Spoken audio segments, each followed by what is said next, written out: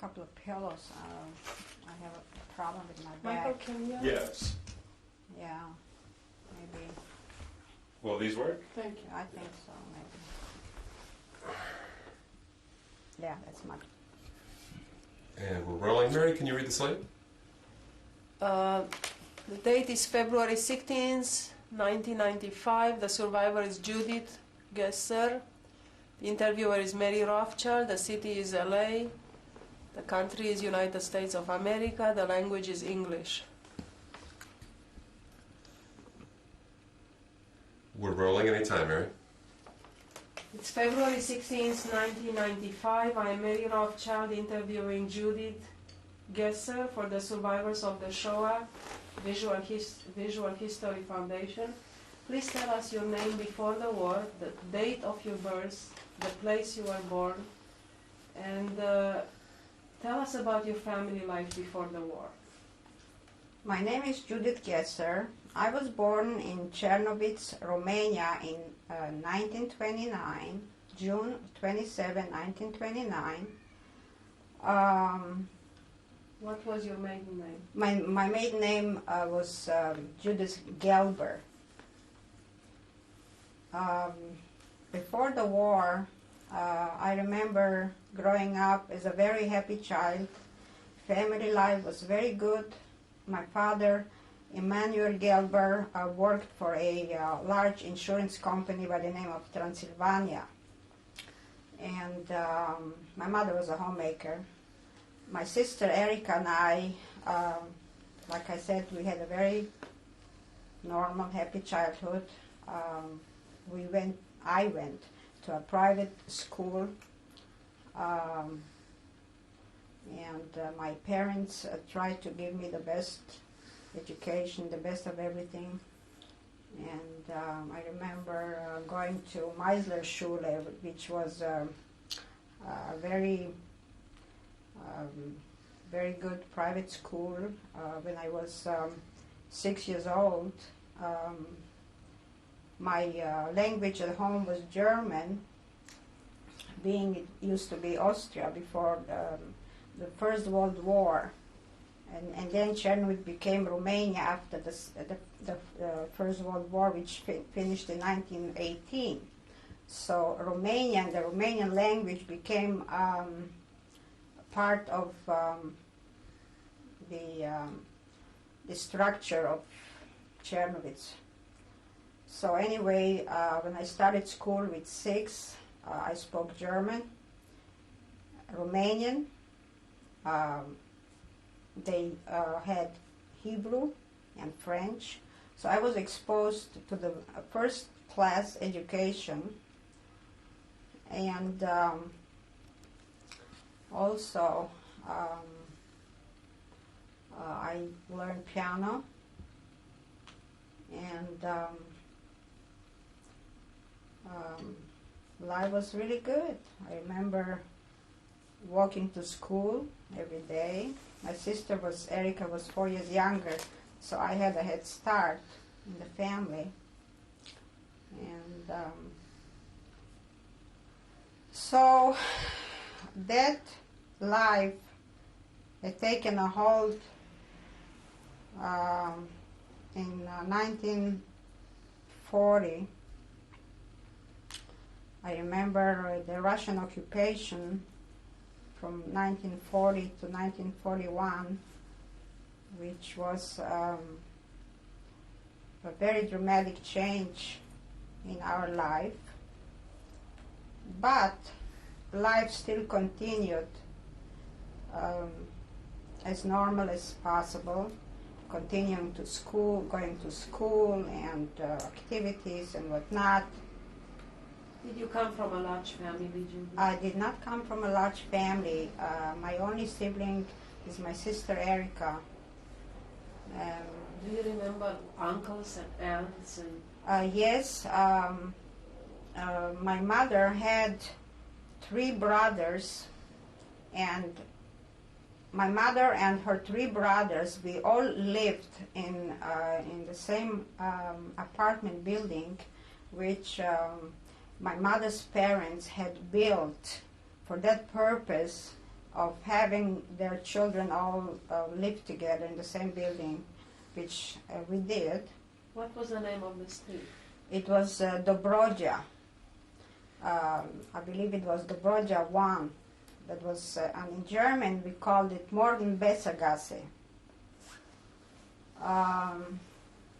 So, of course, we grew up, my cousins and my sister Erica and I, we grew up together, and we shared many happy times and years of fun, and it was very nice. It was wonderful, and until 1941, with the Russians leaving the territory, Chernobyl, and moving on, and the Romanian and the Germans, which became allies at the time, took over the region. And so consequently the war had begun. The Jews started to being persecuted and put in ghettos. How old were you in 1941?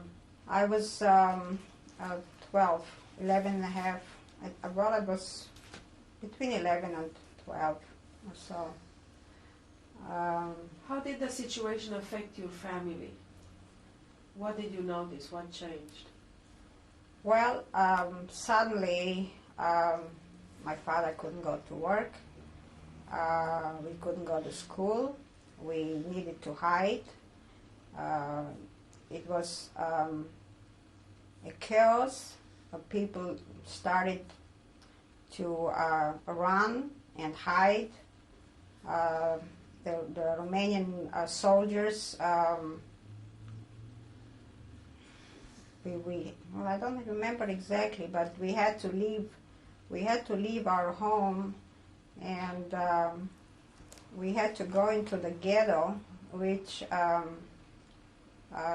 some areas were assigned to as being a ghetto, and those people that lived in the ghetto didn't have to move away. They could stay, and a lot of other people from other areas joined, and all were thrown together in the ghetto. Was the ghetto in the city of Chernobyl? The ghetto was in Chernobyl, yes. It was in. So we stayed in the ghetto. How did you live there? Oh, gee.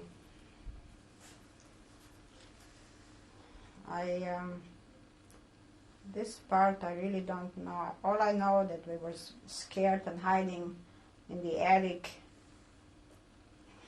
not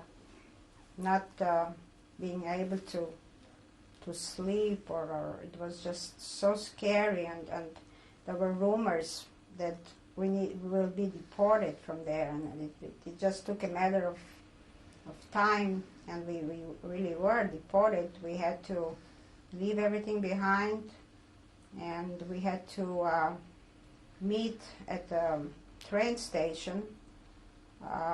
Thousands and thousands of people had to get to the train station. There was a deadline. We had to leave the city. And my sister, Erica, she was only 6, 7 years old, and I was 11 and a half, I think it was. And my parents, and we just took a few things for all we could carry. We dressed with 2 or 3 clothes, all kinds, so that we should be able to have something on our bags. There was not much we could carry in our hands. And you were right. It's getting painful. So we all went to the train station, and we all went into those wagons. I think it was enough to hold maybe 60 or 80 people, and Romanian soldiers were just all over there, and the Germans.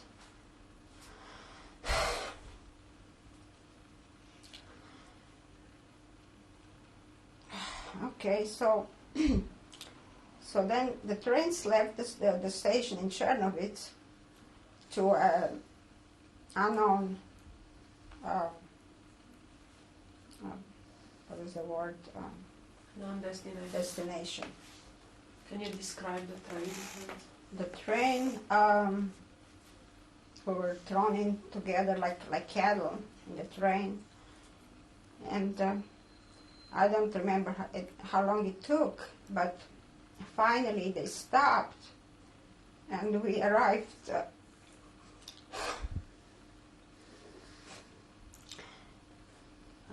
They stood still, and when they opened the train cars, they told us all to come out. There were hundreds of Romanian soldiers. I remember Romanian soldiers. There were no German soldiers there, but Romanian soldiers with their guns, and they would hit the men, and especially the men. My father was lying. I can see him lying there on the ground in mud, and the Romanian soldiers hitting him with their bayonets.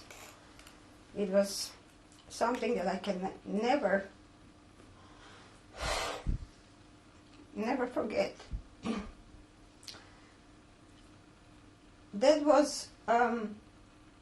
place was called Ataki. It was the borderline between Romania and Ukraine, and the Dniester, the river that ran through there, we had to cross.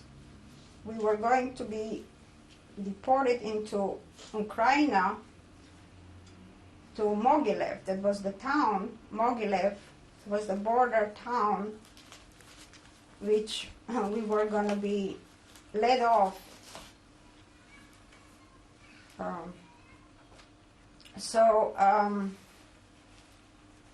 We had to go up a steep hill. It was rainy and muddy, and we had to, so my mother and my father, they did their best to console my sister Erica and me. We were children, and we started walking. We started walking that hill up. First, they took us in boats over the river to the other side. And then when we got over the river, then we started walking a hill to get into Ukraine. So we walked and we walked, and it was, I don't know, a lot of people walking with crying. It was just such a chaos. It was so awful, so terrible. And we didn't know where we were going, what we were going to do. And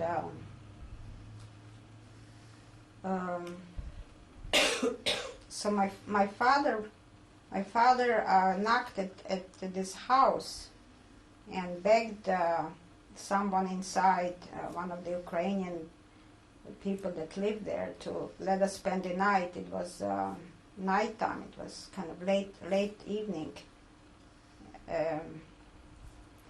So they closed the door. They didn't want to let us in. And then we walked, and another house he knocked, and he said that he wanted 2 rubles if he would let us sleep the night somewhere. So my father luckily had some ruble left over from when we were still in Chernovitz under the Russian occupation, and he gave him the money, and he let us spend the night. We were so wet and tired and hungry and whatnot. I don't know exactly what happened then, but next morning they chased us away. We had to find other place to live. And I heard from my parents afterwards that there were a lot of Ukrainian Jews that were deported from their homes in Mogilev further down into camps, and there were some empty homes there that the Romanian government had wanted the Romanian Jews to move in there. I think we were very fortunate that the Romanian army, that the Romanian government, although they were allied with the Germans, they kind of protected us from a further deportation into those terrible camps, Auschwitz and whatever other camps there were. But so, like I said, we were left in Mogilev. We were lucky to find this house that belonged to a Ukrainian Jew. And when we found out, I don't know how, my father found out that there were some places that we could stay there. We found one of those houses. And we were thrown in together with a few more families. I don't know how many families that we stayed there in this one apartment. Lots of people. We were just like 30 people in a room. Everybody with this little family there in the corner.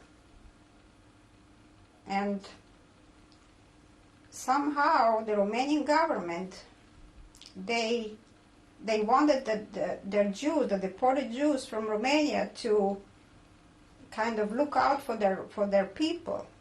And that's what happened. You know, the Romanian the Jews there, they formed a community there, or whatever they called it, and then they deal with the Romanian government, and they supplied us with bread and food, and I don't know. It was just, I cannot to this day believe that we're still alive, and they didn't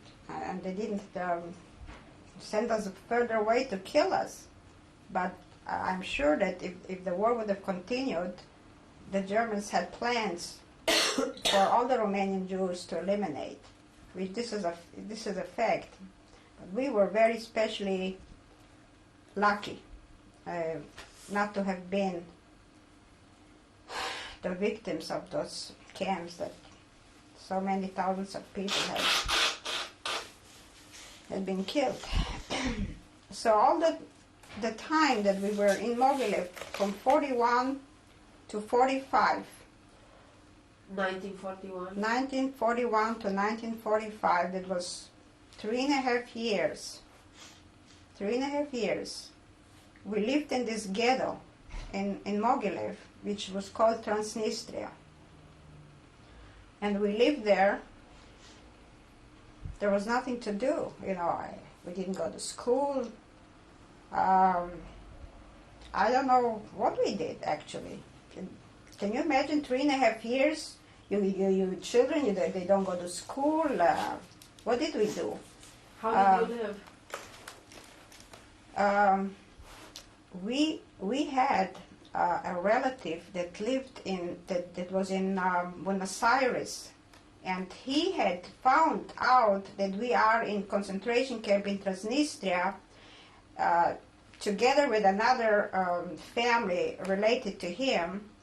So what he did was just such a miracle. He found a courier, Romanian courier, and from Bucharest, and he transmitted money, he transmitted money from Buenos Aires every month. And this courier came to Mogilev, and he gave, I think it was about 4 or 5 families there. He gave us money every month so that we could buy food. We just could not believe our good fortune. If not for that money to buy food, we would definitely have died of hunger. And this man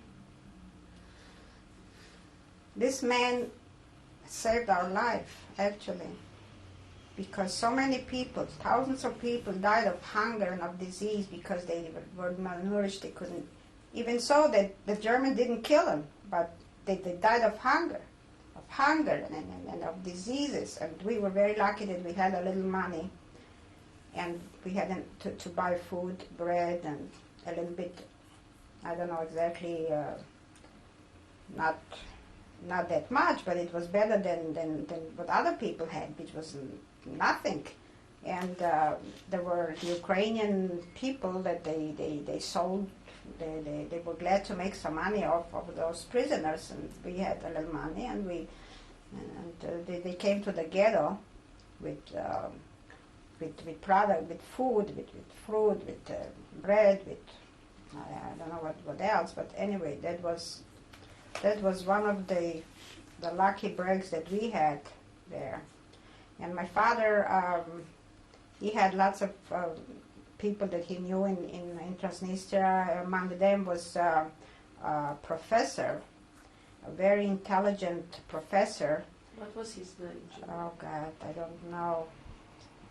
I don't know his name, but he gave me private lessons. He had nothing to do, and of course nobody else did. So he taught me English. He taught me French. He taught me arithmetic, and this is one way I remember that I learned a little bit of. I learned something, and that always stayed with me, because English.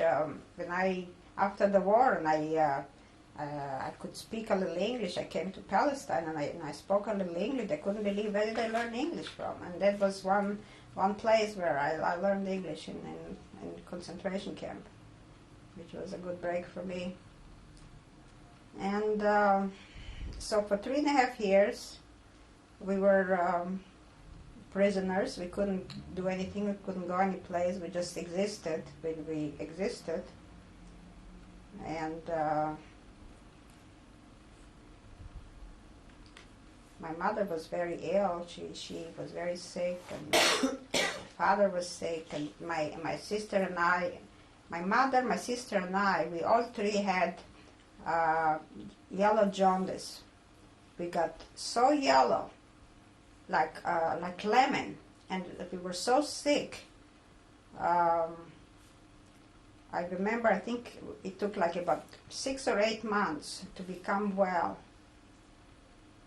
As a matter of fact, because of that reason, I can never donate blood to anyone, because my blood got tinted.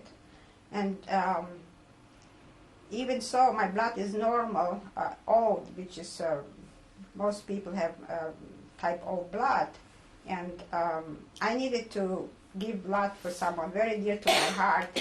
And when they took a test and they tested me, they said, "Have you ever had jaundice in your life?" I said, "Yes, when I was 12 years old." And he said, "I'm sorry, you can never give any of your blood. It was tinted, and we cannot take a chance." And that was the reason I had. From then on, okay, that's no big tragedy, but one of the examples that what can happen to somebody having jaundice at maybe 12 years old and never to be able to give blood to anybody. So now in 1945, the middle of 1945, we had no idea what was going on in the world, what was going on. Judith, before you go to 1945, can you describe your living conditions between 1941 and 45? Well, we, like I said, we found this house in Mogilev, and that's where we lived. How big was the house? Oh, it was a small house. It could have had maybe 2 or 3 rooms, and a few families were sharing it. We're just, like I said, thrown together. That's where we stayed. Did you This did one. you live like that for 3.5 Yeah. years? Yeah, we did. Yeah, we did. We stayed there till the liberation. And then How were the winters? very cold. The winters were very cold. I don't even, I don't remember. I don't remember what clothes we wore, where we got the clothes from. I really don't know. This is just a blank. I cannot see anything at the time. I cannot see that. I don't know. I really don't know what we did for clothes. For food, I know for a fact. But for clothes, I don't know. I don't know. I have no idea what we did for clothes, which was really not important. If your life was hung on a thread, you didn't know what the tomorrow brought. How There many was- families lived with you in the house? I think about maybe 6 or 8. I don't even remember their faces. I don't even know who they were. It's all a blank. It's all a blank. I was so young then. What I've told you so far, I can remember. Things that I can remember and things that I cannot remember at all. Things that my parents talked about after the war. Did you form any friendships outside your family while you were in Mogila?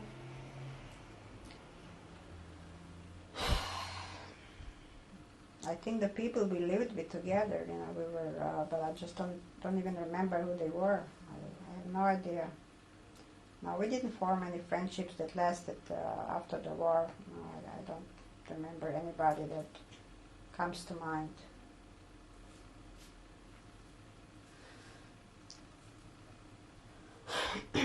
I can still see the Germans running through our house looking for food and for soap. They were running from the Allies. They were running from the Russians. When was that? That was in could have been the middle of 1945.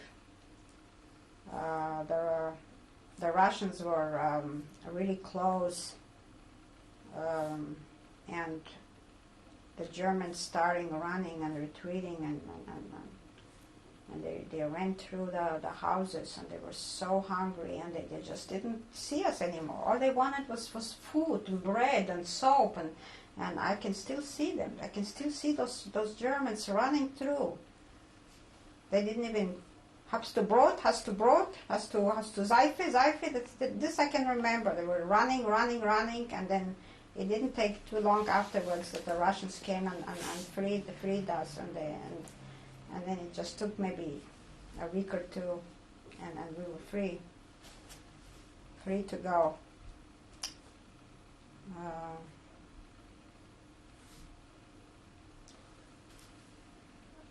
There were lots of people that were taken away from Mogilev into German camps.